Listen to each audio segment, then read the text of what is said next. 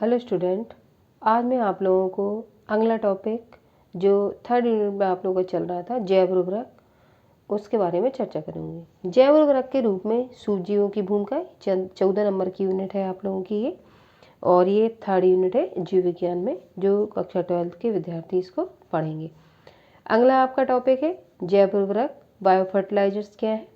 तो bio fertilisers वे जीवधारी जो अपनी जैविक क्रियाओं द्वारा मिट्टी को पोषकों से परिपूर्ण कर देते हैं या मिट्टी में पोषक तत्वों को बढ़ा देते हैं, उन्हें हम जैव उर्वरक या बायो फर्टिलाइजर कहलाते हैं या कहते हैं। तो ये आपको परिभाषा मैंने आपको बताई है क्या है, और इसको अंडरलाइन भी देना है इस तरीके से। आगे विभिन्न सूक्ष्मजीवों का उपयोग जैव उर्वरक के रूप में किया जाता है।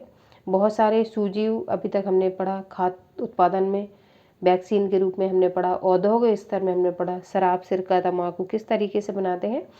आप हम इसका यूज जैव उर्वरक जो आपके केमिकल फर्टिलाइजर्स होते हैं यूरिया वगैरह, उसके स्थान पर अगर हम बायो फर्टिलाइजर्स का यूज करते हैं तो हम प्रदूषण की समस्या से भी समाधान पा सकते हैं। इसलिए सूक्ष्मजीव हमारे लिए बहुत उपयोगी सिद्ध होते हैं।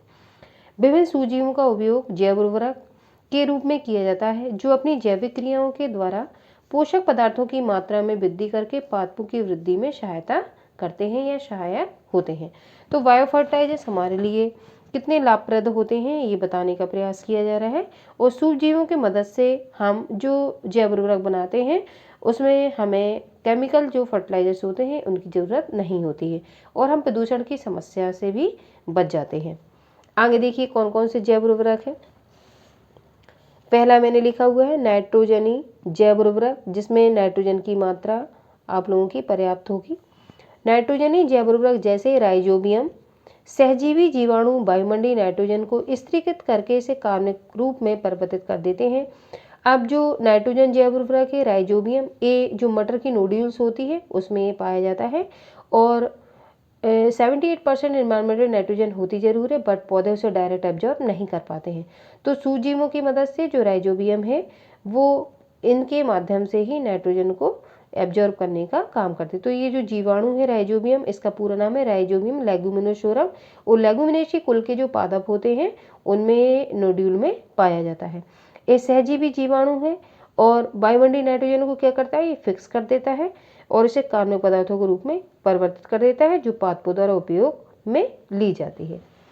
आगे देखिए राइजोबियम के अतिरिक्त एजोटोबैक्टर। अब जैसे राइजोबियम आपका इम्पोर्टेंट है ये नाइट्रोजन को एब्जॉर्ब करने में, ऐसे ही एजोटोबैक्टर ये आपको याद रखने हैं। जब तक आप ये नाम नहीं लिखेंगे आपको बोर्ड की परीक्षा में नंबर अच्छे नहीं मिलेंगे। आपको जो भी जीवाणु हैं, कवक हैं, उन सबके आपको नाम लिखने पड़ेंगे। एसिटोबैक्टर नीले हरे शैवाल, इंग्लिश में इसी को ब्लू ग्रीन एल्गी, और इसी का दूसरा एक नाम और होता है जिसको हम नीले हरे शैवाल जो नाम है उसको हम साइनोबैक्टीरिया के नाम से भी जानते हैं। कभी कभी प्रश्न आता है साइनोबैक्टीरिया क्या है और ये नाइट्रोजन को किस तरीके से एब्जॉर्ब करने का कार्य करते हैं। तो नीले हरे शैवाल या साइनोबैक्टीरिया एक ही बात होती है। तथा एजोला आदि, एजोला क्या है ये आपका फर्न है, आदि मुख्य नाइट्रोजन स्थिरीकारक जीव हैं।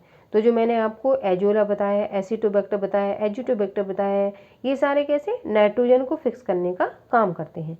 धान के खेत में साइनोबैक्टीरिया, इसी का क्या नाम है नीले हरे शैवाल, जैव उर्वरक का कार्य करते हैं। कभी कभी प्रश्न आता है धान के खेत में नीले हरे शैवाल जैव उर्वरक के रूप में किस तरीके से वर्क करते हैं, तो आपको यही लिखना होता है। ये वायुमंडलीय नाइट्रोजन का स्थिरीकरण करते हैं जैसे एनावीना, नॉस्टॉक, ऑसिलिटोरिया आदि।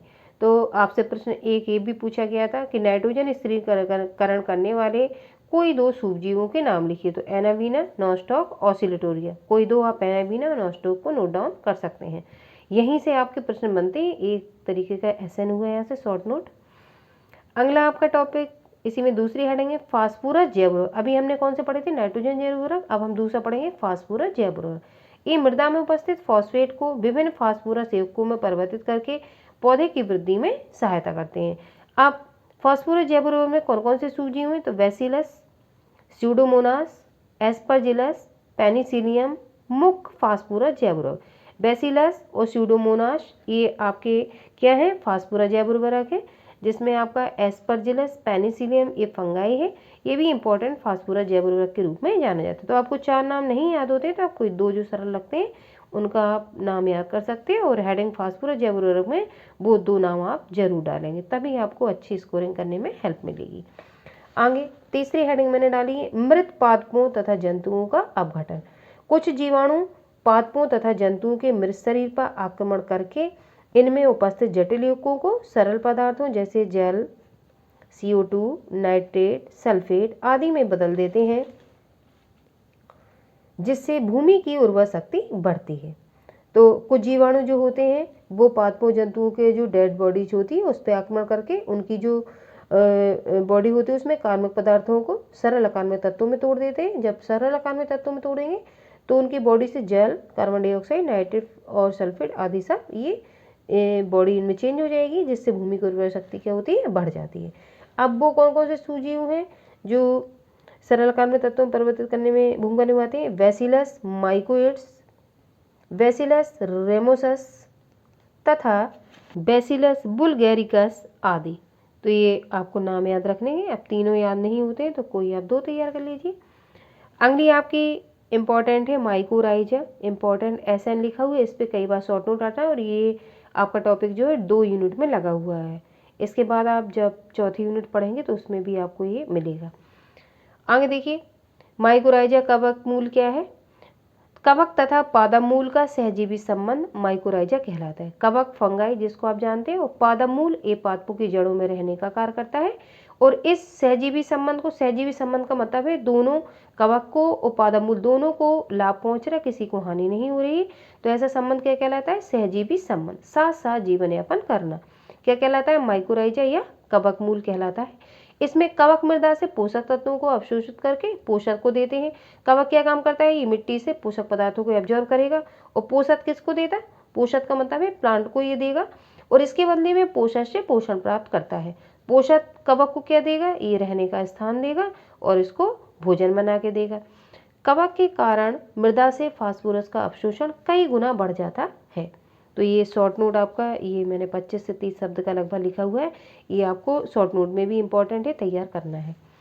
आगे देखिए अगली मैंने हेडिंग डाली हुई सूक्ष्मजीव एवं जैवीय अनुसंधान। कुछ सूक्ष्मजीवों का उपयोग जो जैवीय अनुसंधान रिसर्च वगैरह होती है उसमें भी इनका यूज किया जाता है। देखिए अनेक सूक्ष्मजीवों का उपयोग जैवीय अनुसंधानों में किया जा रहा है। ईस्ट तथा न्यूरोस्पोरा आनुवंशिक अनुसंधानों में प्रमुख रूप से प्रयोग किए जाते हैं। तो ईस्ट का और न्यूरोस्पोरा जो आपका कवक है इनका यूज कहाँ किया जाए? रिसर्च सेंटर है उनमें किया जा रहा है। क्लोरेला एक कोशिकीय शैवाल का प्रयोग प्रकाश संश्लेषण के प्रयोगों में किया जाता है। क्लोरेला जो एक कोशिकीय शैवाल उसका प्रयोग किसमें? प्रकाश संश्लेषण के जो एक्सपेरिमेंट होते हैं उनमें यूज किया जाता है। इकोलाई का प्रयोग जैव प्रौद्योगिकी को इंग्लिश में कहते हैं बायोटेक्नोलॉजी के प्रयोगों में किया जाता है। इकोलाई का प्रयोग आप चौथी यूनिट जो बायोटेक्नोलॉजी आपकी लगी हुई है 10 नंबर की, उसमें आप इकोलाई के प्रयोग को पढ़ेंगे। जो बीटी पादप आपके होते हैं तो इसी के माध्यम से आपके इंसुलिन प्रोडक्शन वगैरह किया जाता है। इकोलाई का प्रयोग भी बायोटेक्नोलॉजी के प्रयोगों में किया जाता है। तो सीडीओ के बहुत सारे प्रयोग आप बायो फर्टिलाइजर्स के रूप में करते हो। आप प्रीवियस ईयर में जो क्वेश्चन आपके पूछे गए हैं उन पे भी थोड़ा प्रकाश डालती हूँ मैं। शॉर्ट क्वेश्चन नंबर 2, शब्द लिमिट आपको 25 शब्द से कम नहीं लिखना होता है। जैव उर्वरक क्या है? किसी में इनका क्या महत्व है? अथवा जैव उर्वरक क्या है? मृदा की उर्वरता हेतु यह किस प्रकार लाभदायक है? यह रासायनिक उर्वरकों से उत्तम क्यों है? यूपी बोर्ड 2014 में प्रश्न पूछा गया था। अथवा रासायनिक उर्वरकों की तुलना गुणदोषों के आधार पर जैव उर्वरक से कीजिए। तो जैव उर्वरक मैं पीछे आपको वीडियो में पढ़ा चुकी हूँ, लेकिन आपको आंसर राइटिंग कैसी करनी है मैं उसको बताती हूँ। सबसे पहले प्रश्न आपसे पूछा गया जैव उर्वरक क्या है? तो सबसे पहले हम हेडिंग डालेंगे जैव उर्वरक। अब जैव उर्वरक की परिभाषा वे जीवधारी जो अपनी जैविक क्रियाओं द्वारा मिट्टी को पोषकों से भरपूर कर देते हैं जैव उर्वरक कहलाते हैं। तो इतनी परिभाषा लिखने के बाद हम उसे अंडरलाइन देंगे। फिर जैव उर्वरक मृदा की उर्वरता बढ़ाने के साथ साथ मृदा गठन को कृषि योग्य बनाए रखते हैं। तो जैव उर्वरक क्या करते हैं?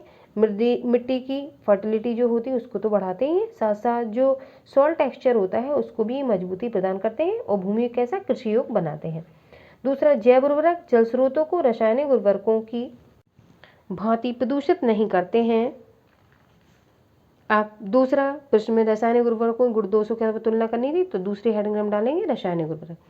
रासायनिक उर्वरकों की हरित क्रांति में खाद्यान्नों के उत्पादन वृद्धि में प्रमुख भूमिका रही है। हरित क्रांति क्या है? ग्रीन रिवोल्यूशन, ये जो फसलों में क्रांति आई है और पैदावार या उत्पादन में जो बढ़ोतरी हुई उसको हम हरित क्रांति के नाम से जानते हैं।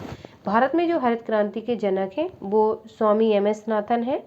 और अगर हम विश्व लेवल पर जो जनक देखें, जो हरित क्रांति के जनक है वो नॉर्मन ई. बोरलॉग है। मैं लिख देती हूँ, नॉर्मन ई. बोरलॉग। ये किस पे है? विश्व स्तर पर है ये। और भारत में जो है वो एम.एस. स्वामीनाथन है, एम.एस. स्वामीनाथन। ये कहाँ, किसके जनक है? ये भारत में जनक है ये। और ये नॉर्मन ई. बोलो विश्व स्तर पर ये हरित क्रांति के जनक। आगे देखिए, रासायनिक उर्वरकों की हरित क्रांति में खाद्यान्नों जो फूड मटेरियल है के उत्पादन वृद्धि में प्रमुख भूमिका रही है। तो हरित क्रांति की वजह से खाद्यान्नों में या फूड मटेरियल में क्या बढ़ोतरी हुई है। लेकिन अब इन रासायनिक उर्वरकों के दुष्परिणाम सामने आने लगे हैं।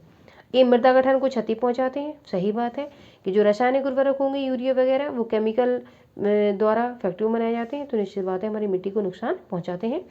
रासायनिक उर्वरक जल के साथ बहकर जल व मृदा प्रदूषण का कारण बनते हैं। जब बरसात होती है, अगर हमने छिड़काव किया रासायनिक उर्वरकों का, तो जब वर्षा होती है तो वो जल के साथ और मिट्टी के साथ बहकर कहाँ, जलाशय, नदियों, झीलों, तालाबों में पहुंच जाते हैं और प्रदूषण का कारण बनते हैं। अब अगला प्रश्न, राइजोबियम नामक सूप जीव का कृषि में क्या महत्व। तो राइजोबियम में पीछे आपको वीडियो में बता चुकी हूँ। राइजोबियम लेगुमिनेशियोरम कुल का ये जीवाणु है और किस तरीके से नाइट्रोजन को एब्जॉर्ब करने का कार्य करता है। आप वहीं से लिखेंगे इसको, इसका आंसर। और यूपी बोर्ड 2018 में प्रश्न पूछा गया है। अगला प्रश्न, दो ऐसे नीलहरे शैवालों के नाम बताइए जो मृदा की उर्वरता को बढ़ाते हैं। तो दो शैवाल नॉस्टॉक एनामीना, हम पीछे चर्चा कर चुके हैं इस बात की। अगला प्रश्न, जैव उर्वरकों पर संक्षिप्त टिप्पणी लिखिए। यूपी बोर्ड 16 में प्रश्न पूछा गया। तो जैव उर्वरक में पीछे आपको पढ़ा चुके हैं। 1 नंबर में अगर आ गया तो अंडरलाइन वाला आप लोग लिखेंगे, और अगर 2 नंबर में आता है तो मैंने लॉन्ग क्वेश्चन में आपको जो पढ़ाया हुआ है उसका मैटर आप बढ़ा देंगे। 2 नंबर में आपको 25 शब्द से कम नहीं लिखना है, और 3 नंबर में शॉर्ट क्वेश्चन में आपको 35 शब्द से कम नहीं लिखना है। अगला, कृषि में जैव उर्वरकों का महत्व लिखिए। तो कृषि में जैव उर्वरकों का महत्व मैं वीडियो में चर्चा कर चुकी हूँ, जो लॉन्ग क्वेश्चन पढ़ाया हुआ है। 2018 में ये प्रश्न पूछा गया था आपका 2 नंबर में। अगला, माइकोराइजा पर संक्षिप्त टिप्पणी लिखिए। तो माइकोराइजा भी मैंने इसी टॉपिक में आपको हिंदी में पढ़ाए हुए है, और माइकोराइजा पर जो टिप्पणी लिखनी है वो भी आपके 2 नंबर में पूछी गई है। कवक मूल का सहजीवी संबंध।